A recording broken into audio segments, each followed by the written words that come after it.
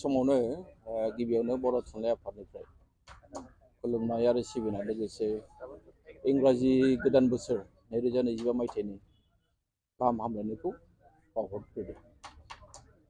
दिनै जोङो बयबो मिथिबाय जे बर' थुनलाइ आफादनि मोनसे जथुमा एबा 64थि बोसोरारि जथुमाया उदालगुरि जिल्लानि सिङाव थानाय डिमाकुसिनि दैमु नोगोराव जानो थांगासिनो दङ। नैबे बोहैथि दाननि 9, 10, 11, 12 अक्ट'आव आरो बिनि थाखाय बानजाय आफादा खामानि मावदों। दिनै जोङो नुनो मोनदों जे खामानिया गोबां आवगायबाय। 80% बारा गासैबो खामानिया फ्राय आवगायजोब्बाय। बेयो जोंनि थाखाय जोबोद थुलुंगाखांथाव आरो रायजो राजाफोरनि थाखायबो जोबोद मोजां रादाब। दा दिनै जोंहा बर' थुनलाइ आफादनि जोबथा मिरुनि मावफुं आफादनि जथुमा दङमोन। मैया जोंहा केबिनेट जादों आरो बे जथुमानि गेजेरजों बर' थुनलाइ आफादा जोंहा हारिनि माखासे जेंना जेंसि, जोंनि रावनि, जोंनि थुनलाइनि, जोंनि बिजोंनि, जोंनि फोरोंगिरिफोरनि, जोंनि फरायसाफोरनि गासैबो थाखोनि फरायसालि, नोङो गुदिनिफ्राय गेजेरनिफ्राय गोजौनिफ्राय आरो लोगोसे जोंहा फरायसालिमा, मुलुगसोलोंसालि गासैबो बिथिङावनो जोङो बाथ्राखौ सावरायदों।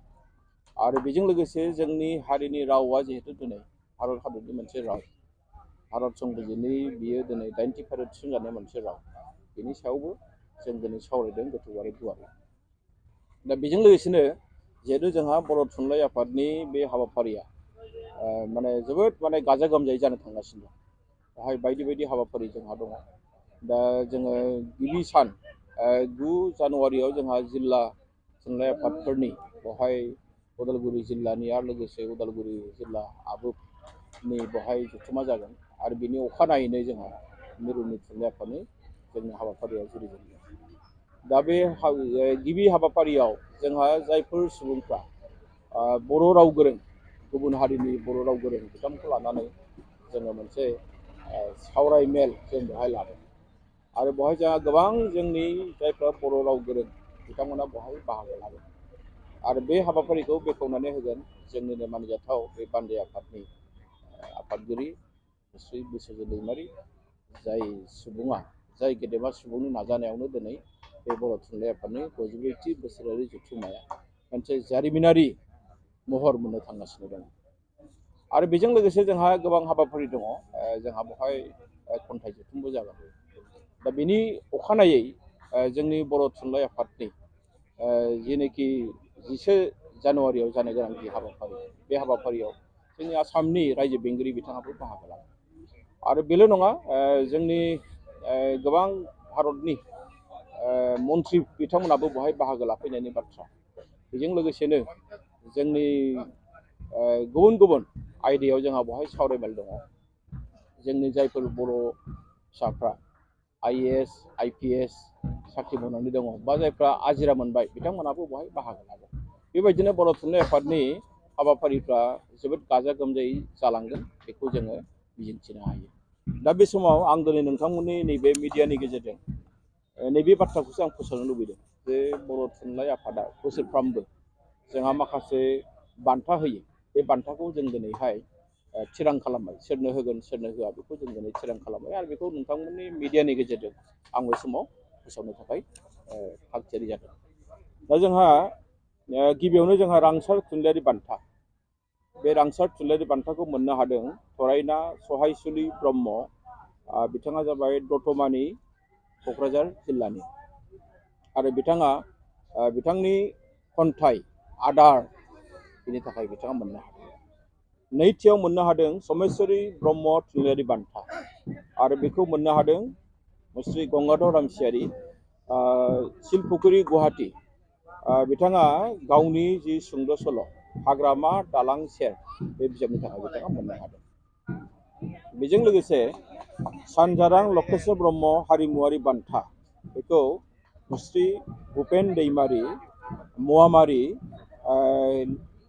बेवहाय गवालपारा लेला, बेनिफ्राय बिथाङा मोननो हादों। आरो बिथांनि जेनोखि खामानि मावनाय बर' हारिमुनि फोथाराव गोबांथार बिहोमा होनायनि थाखाय बिथांनो बे बान्थाखौ होनाय जादों। बेनि उनावहाय हाब्रागाद बान्था बेखौ मोननो हादों कनक रामसियारि।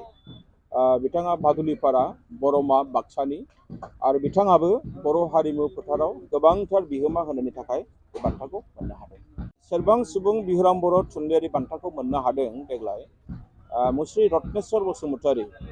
बिथाङा गुवाहाटी नुनमाथिनि आरो बिथांनि जेनोखि थुनलाइनि फोथाराव गोबांथार बिहोमा होनायनि थाखाय बे बान्थाखौ बिथांनो होनाय जादों।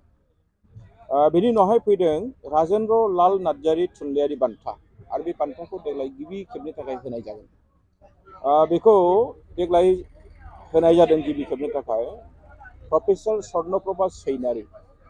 बिथाङा गुवाहाटी मुलुगसोलोंसालिनि।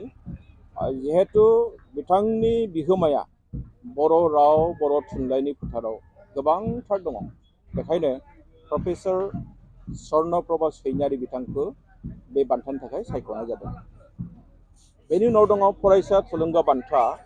2024 मायथाइनि मेट्रिक आनजादाव बर' बिजों फरायनानै बर' आयदायाव बयनिख्रुइबो बांसिन नाम्बार मोननो हानाय बेवहाय सानै फरायसा मोननो हादों। बेयाव जाबाय थरायना दैजिरि बसुमतारी, बिथाङा देउरिगाव रौता उदालगुरिनि, आरो सासेया मोननो हादों मुस्रि बिरफुं गयारी बल्लामगुरि गसाइगाव। आरो बिथांमोना 2024 मायथाइनि मेट्रिक आनजादाव बर' आयदायाव 100 जौखोन्दो मोननानै उथ्रिनो हानाय फरायसा। बेजों लोगोसे सुबुंथिनि थान्दै मुंख्लं बिनेस्वर ब्रह्म मावरिया हावरिया फरायसा थुलुंगा बान्था 2024 मायथाइनि बे बान्थाखौ मोननो हादों थरायना बिदां मोसाहारि हल्थुगाव क'क्राझार जिल्लानिफ्राय बिथाङा मोननो हादों।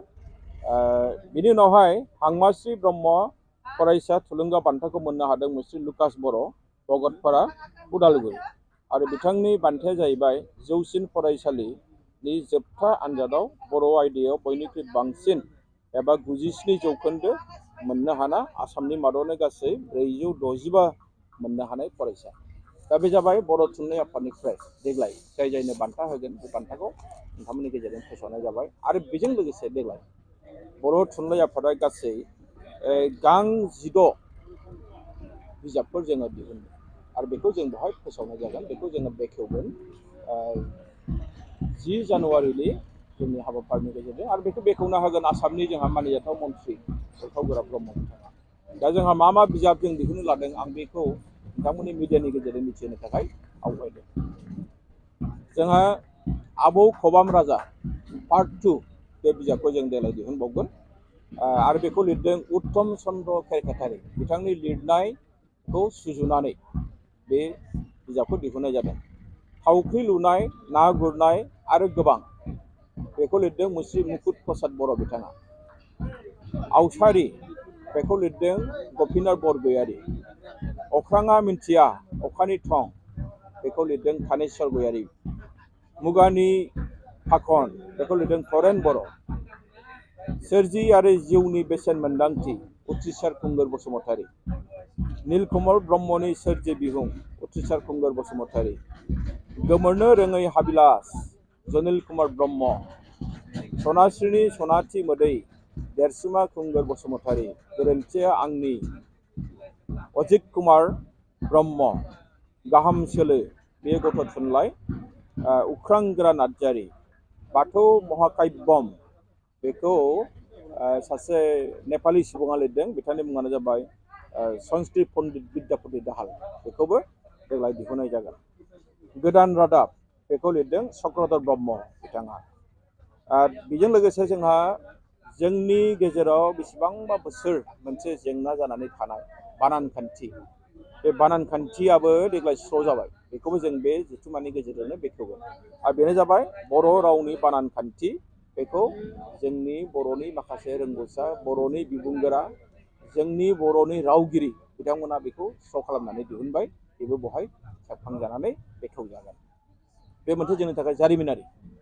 आरो बेजों लोगोसे जोंनि बोसोरारि खुगा लाइसि बड' बेखौबो बेवहाय दिहुननाय जागोन। बेखौ जिहेतु जोङो दिहुनखायो। दानथामारि लाइसि बड' बेखौबो जोंहा दिहुनखायो। बेखौ आरोबाव दिहुनजानाय जागोन। गासै बर' थुनलाइ आफादनि नैबे जथुम्मायाव बर' थुनलाइ आफादनिफ्राय गां 16 बिजाबफोरखौ दिहुननाय जागोन बेखौ आं दिनै बे नोंथांमोननि मिडियानि गेजेरजों फोसावनाय जाबाय।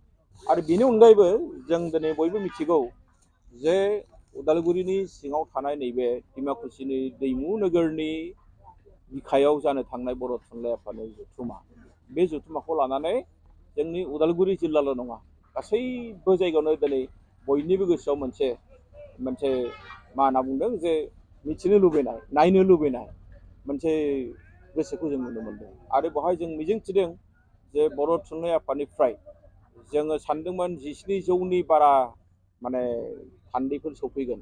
जों दिनै आन्दाज खालामदों जे बेवहाय माने 20,000नि बाराबो फैनो हागौ थान्दैफ्रा। जोंहा बेवहाय नेपालनि बर' फिसाफोर फैगोन जायखौ जों मेसे होननानै बुङो, जोंहा बांलादेशनि बर' फिसाफोर फैगोन जायखौ जोङो त्रिपुरि होननानै बुङो, आरो बेजों लोगोसेनो जोंहा मेघालयनि बर' फिसाफोर फैगोन, सोनाब बंग'नि बर'फोर फैगोन, दिल्लीनि बर'फोर फैगोन, आसामाव थानाय खना खनला गासैबो जायगानिफ्राय दिनै बर' फिसाफ्रा बेवहाय बाहागो लाफैगोन। जायफोर जिल्लाया आगोलाव फैफेराखै दिनै तिनसुकिया बादिनिफ्राय दिनै बेवहाय बाहागो लाफैदों, बे जोंनि थाखाय जोबोद मोजां। आरो जों बे खाबुआवनो जोंनि बर' हारिनि राव थुनलाइ, जोंनि बिजों, जोंनि हारिनि थामोनथा, जोंनि हारिनि सोदोमस्रि, बे गासैबो आयदाखौ जों सावरायगोन। जोङो मोनफ्रोमबो आयदाखौ जों बेवहाय लानानै सावरायगोन। मानोना बर' थुनलाइ आफादा हारिनि मोनसे बिफा आफाद, जोंहा बेवहाय दायित्व दं। जोंनि हारिया रांखान्थियाव बेसेबां आवगायदों, जोंनि हारिया समाजखान्थियाव माबायदि दावगादों, जोंनि हारिया थुनलाइ बिथिङाव जों दिनै माबायदि जायगा आवग्रिनो हादों, बेफोरनि सायावबो जों सावरायगोन। बेखायनो जों दिनै बर' थुनलाइ आफादनि जानानै गासैबो बर' फिसाफोरखौ जों खावलायदों, लोगोसे बर'फोरनि अनगायैबो गुबुन गुबुन हारि माहारिनि जि मोनसे मिलन भुमि बे जायगाया, बयबो बेवहाय जिहेतु मदद खालामदों, गासैखौबो जों फैनानै बेवहाय बाहागो लाफैनो खावलायदों। आरो बेजों लोगोसे जोंनि जायफोर लिरगिरि, सानसुमै, थुनलाइगिरि, बिजाब फरायगिरि, हारि अनफावरि, गासैबो गेदेमा सुबुं रायजो राजाखौबो जों खावलायगोन। बिथांमोन जोङो गोबां थांखि लादों, आरो बे थांखिनि गेजेराव आं दहायनो बुंखादों जे जोंनि हारिनि राव थुनलाइ, जोंनि हारिनि सिनायथि, जोंनि हारिनि थामोनथा, जोंनि हारिनि माबा मोनसे मुलाम्फा जानाय, जोंनि हारिया माबाफोर खहा जानो थांदों नामा सोरनिबा साननाय, सोरनिबा मावनायजों, जों बेफोरखौबो जों दिनै बेवहाय सावरायदों। आरो बेनिखायनो दिनै जोंहा गाहायै माने बर' बिजोंनि फरायसालिफोरनि हालोद, बेखौ जों सावरायदों। दिनै जोंहा 6.3नि गेजेरजों जायफोरनाखि फरायसालिफोर जानो गोनां दङ, माने एलपिनिफ्राय एखेबारे कलेजसिम जेसेबां जानो गोनां दं, बिनि सायावबो जों सावरायदों। जोंहा जायफोरनाखि ड्रप पस्ट, बे ड्रप पस्टनि सायावबो जों दिनै सावरायदों। जायफोरनाखि टिउटर, बिसोरनि थाखायबो जों सावरायदों। जोंहा दिनै हायार सेकेन्डारियाव थाखो 11-12आव बेखौ आसाम सरकारा दिनै जोंनो इन्ट्रडिउस खालामबाय, नाथाय जोबोद दुर्भाग्यजनक बाथ्राया जादों मा, दिनै जोंहा बिनि थाखाय फोरोंगिरि गैया। दा बियो नामावल' जोंनो होफैनाय बायदि जादों। दा बेखौबो जों दिनै सावरायदों। आरो बिनि सायाव जोङो डिटेल्स भाबै जोंनि जानो गोनां थान्दै मेलावबो जोङो सावरायबावगोन। जोंहा दिनै बिजोंजों लोगोसे जोङो बर'फ्रा थार्ड लेंगुवेज फर्मुलायाव थागोन ना फर्थ लेंगुवेज फर्मुलायाव थागोन, बेनिबो मोनसे जेंना फैदों। दा बेनि थाखायबो जोङो बेखौ जोंनि थान्दै मेलाव जोबोद गोथौ आरो गुवारै सावरायगोन। जोंनि थान्दै मेलाव जिहेतु बर' थुनलाइ आफादल' थाया, जोङो बर' थुनलाइ आफादनि सिङाव जोंहा माखासे एलाइड आफादफोर दङ, लोब्बा आफाद दङ, जेरै दुलाराय बर' फरायसा आफाद दङ, आइजो अनसाय आफाद दङ, जोंहा फोरोंगिरि आफाद दङ, जोंहा आरो लोगोसे जोंहा हारिमु आफाद दङ। जों जयैनो जों बेफोर बाथ्राखौ सावरायगोन। जिहेतु बेवहाय गासैबो जोंनि आसामनि बाहेरनि बर'फ्रा फैगोन, जों बेवहाय जोंनि जेंना जेंगोनाखौ जों सावरायनानै जोङो गोनां जायोबा जोङो सरकारनो खोन्थागोन जे जोंहा दिनै मा मा जेंना जादों।